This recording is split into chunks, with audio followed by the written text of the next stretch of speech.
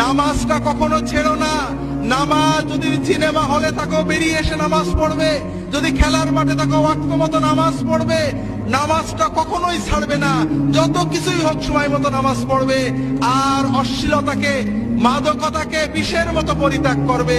এই দুটো বিষয় যদি তুমি ঠিক রাখতে পারো, ইনশাআল্লাহ অন্যান্য ভুল ত্রুটি তওবা করবে, ভালো হবে খারাপ হবে, এই নামাজ তোমাকে আল্লাহর পথে টিকিয়ে রাখবে।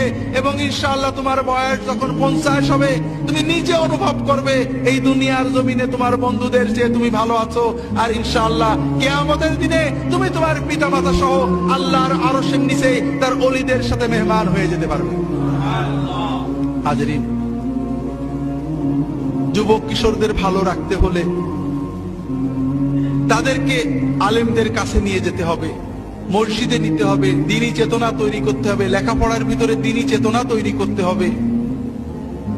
এগুলো সবই দরকার।